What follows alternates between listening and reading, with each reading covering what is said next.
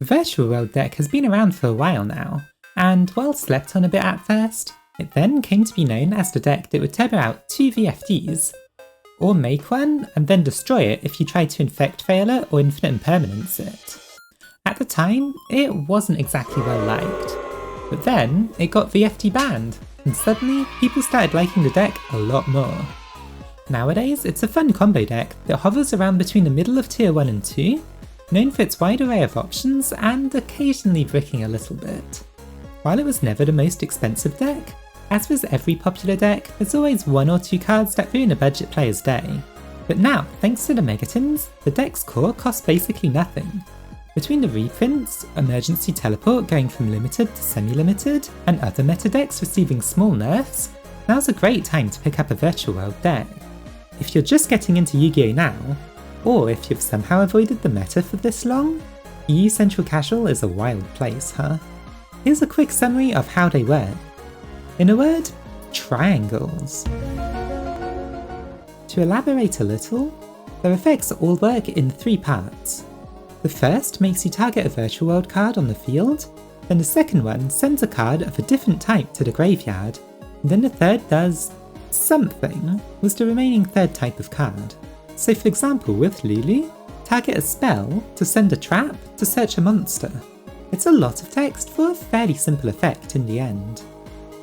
The payoff for this is a bunch of level 6 and 9 synchros, usually trying to turbo out Ultimaya Tzolkin in order to summon a Crystal Wing Synchro Dragon straight from your extra deck, thanks to their searchable trap which easily pops a card, and then you usually back that up with Shen Shen, a Macrocosmos on legs, or Invoked Kaliga, which allows each player to only use 1 monster effect per turn, which you then negate with Crystal Wing of course. So now the deck profile. Make sure you stick around instead of just taking one look at it, because I'll be offering alternatives based on your budget, as well as giving you a few choices to suit your playstyle, and a few tips on some of the stranger interactions within this deck. So first off, the Virtual World monsters. 3 Lulu, Gigi, Lili and Lao Lao, and then 2 Nyan Nyan and 1 Tutu. Lulu's usually your best starter, sending something and then searching something else. Gigi's nice because it's a non-tuner that summons itself and then refills your hand in the end phase. Lulu's your level 6 non-tuner that can send 2 cards to the graveyard, and Lao Lao summons itself and then revives a Virtual World monster from the graveyard. As for Nyan Nyan, you run 2 because it can't summon itself from the hand, instead needing to be in the graveyard to use its effect. This effect doesn't work when sent with Lulu, since technically it being sent there and Lulu summoning herself happen at the same time, so it doesn't count as being in the graveyard at the time. Another interaction to know with this card is that its second effect can even return face down banished cards to your deck, so you don't need to worry about banishing anything important with Pot of Desires.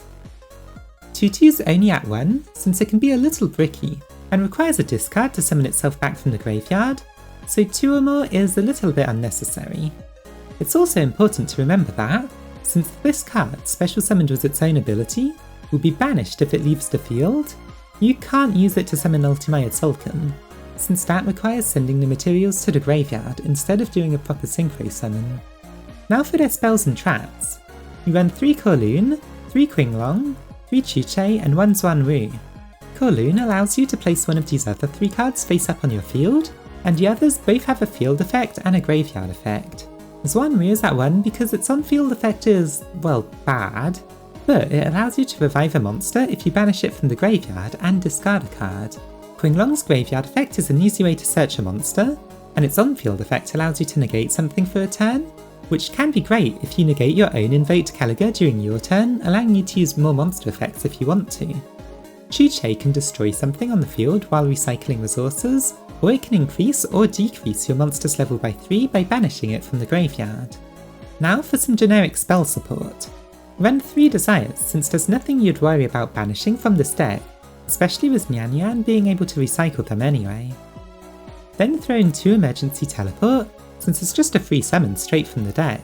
Next is 3 Drivers and an Amiga. If you can only afford 1 hand trap, this is the best for the deck, since they're all psychic, so at worst, Amiga can be used for Tutu's effect. It's also on the cheaper side of hand traps, so it's worth getting even on a budget. If you absolutely can't afford it, Or if you don't want to play hand traps in a casual setting or something, you can replace this by 3 psychic trackers and another Zwan Wu. Then we have a card that not all of you will know about, Scrap Iron Signal. What it does is that it allows you to negate a monster effect as long as you have a synchro monster on your field that needs to be summoned with another synchro as a material. The trap then sets itself instead of going to the graveyard. What this means is that after making a Tzolkin, you set this card and get a Crystal Wing.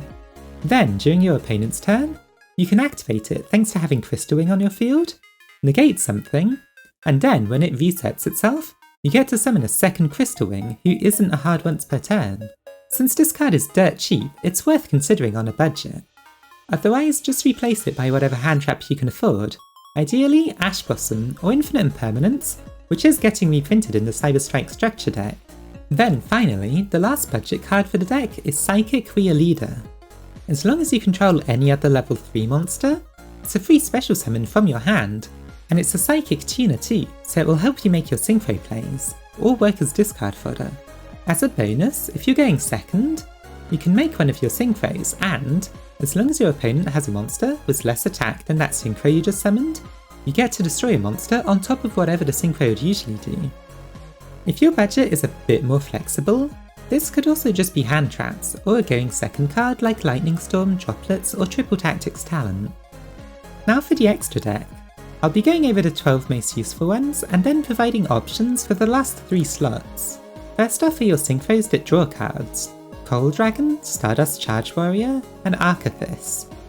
Since Coal Dragon is a synchro tuner, you can use it and Stardust Charge Warrior to make Tzolkin while drawing 2 cards.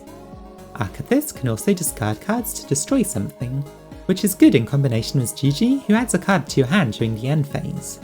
Then there's the Tzolkin package, which includes 2 Crystal Wings, an Invoked Kaliga, and a Muddy Mud Dragon.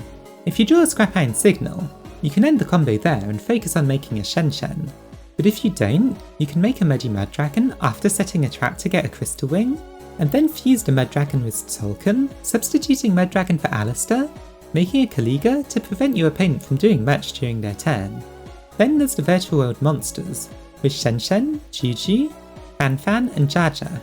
Shen Shen is the best to make going first, while the rest are more useful for the later game. If you can afford a Zeus, Jaja becomes much more useful since it can't be destroyed by battle, allowing you to run it into an opponent's monster and then overlaying into Zeus during main phase 2. For the flex spots, Breaksword is a good rank 3, and can destroy a Qinglong on your field to get its search effect, but otherwise Long Long is cheaper with a very conditional negate. For high level synchros, Vermilion Dragon Mech lets you destroy a card by banishing a tuner, which can actually be useful in this deck, and Final Sigma is an unaffected by everything 3000 attack beatstick who does double battle damage as long as it's in the extra monster zone, and that can be hard to deal with. Then there's the optional hand loop package with XX Saber Gothams, Enter Blathnir, and Cloud Castle, all of which aren't hard once per turns, and so allow you to keep ripping cards from your opponent's hand.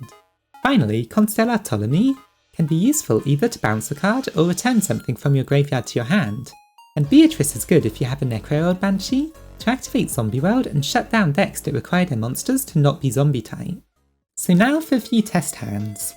If you've been enjoying the videos so far, make sure to give it a like and subscribe to the channel. I'll be doing more budget decks in the future, so keep a lookout for those. Now I feel like Virtual Worlds have been around for quite a long time now, so I'm not really going to go over the basic 2-card combos and the like, and instead show a bunch of test hands to show you what you can expect from the budget version of this deck, as well as uses for the less used cards like Scrap Iron Signal. So in this first hand we don't actually have any Virtual World cards, but it's fine because we have Emergency Teleport and Pot of Desires. You use Emergency Teleport to get Nyan Nyan, who can't special summon herself, so it's a good target for it. You can then summon Psychic Rear Leader with its own effect since you control a level 3 monster. Lulu then targets Nyan Nyan, sending Zwan Wu and searching a Kowloon, which then sets a Qinglong to your field. You then make a Stardust Charge Warrior, who draws a card on summon. You can now use Gigi's effect targeting the Qinglong on the field to summon itself and send a 2/2. Nyan Nyan now summons itself because you summoned a level 3, and you can then make a Coral Dragon, synchro it with the Stardust Warrior into Ultimaya Tzolkin and then draw another card. I draw another Gigi and I can just normal summon it to now make a Muddy Mud Dragon. You can shuffle something back with Nyan Nyan's effect, and then you can discard the other Psychic Wheel Leader with 2/2 for it to summon itself. You then set a Chuche to get Ultimaya Tzolkin's effect to summon a Crystal Wing Synchro Dragon. You can then banish a Zwanru, discarding a card from your hand to summon a monster from your graveyard. You then synchro those two into a Shen Shen, and then use Muddy Mad Dragon's effect to synchro with the Tzolkin who you've already used this turn, to make an invoked Kaliga. This is the kind of basic end board that you try and go for every turn, with Kaliga stopping your opponents from using more than one monster effect, Shen Shen banishing everything that goes from the field to the graveyard, and Crystal Wing being a negate and destroy, all backed up with Chuche who can destroy a card on the field. This second hand shows a way that you can get to a similar end board. Since we draw Kowloon this time, we can activate it after summoning a Nyan Nyan to set a Chuche to the field. Gigi can then target Chuche to summon itself while sending a Qinglong, and then you can summon Psychic Wheel Leader before banishing Qinglong to search a Lulu and discard a Gamma from your hand. Lulu can then also target Chuche to send another Qinglong to search a Lao Lao. Then make a Stardust Warrior and a Coral Dragon so that you can get 2 draws while making your Ultimaya Tzolkin. Now that there's space for it, you can summon Lao Lao targeting Chuche to send a 2/2, summoning back Gigi, and then Nyan Nyan uses its own effect to summon itself back. Then make a Muddy Mud Dragon, set a card for Crystal Wing, and then with Lili and a level modulated Lao Lao thanks to Chuche's graveyard effect, you can make a Shen Shen. You then fusion summon an invoked Kaliga, and then end your turn with the Qinglong set ready to negate your Kaliga during your turn. Now in this hand we've drawn Scrap Iron Signal, which means that we won't want to fuse away the Tzolkin and instead leave it up to get a bonus Crystal Wing. We start with Desires and then normal summon Gigi, before using Psychic Wheel Leader's effect to summon itself. We can then target Gigi, sending a Qinglong and then searching a Chuche. Qinglong banishes itself to search a Lao Lao, before sending a Gigi so that you have a level 3 in the graveyard to summon back. Then make a Stardust Charge Warrior to draw a card, then use Lao Lao's effect targeting Lili to send a Zwanru and summon back the Gigi. You then make a Coral Dragon, drawing a card while making Tzolkin. Zwanru banishes itself to summon back Gigi, and then you summon Lili, sending 2 cards, and then 2/2 can summon itself back. You can now make a Shen Shen, set a card to get a Crystal Wing Synchro Dragon, and then level modulate into an Archivist. With this end board, you now have Shen Shen banishing everything, a Crystal Wing Synchro Dragon ready to negate something, and then Scrap Iron Signal, which will give you another monster negate before summoning another Crystal Wing Synchro Dragon thanks to Ultimaya Tzolkin's effect.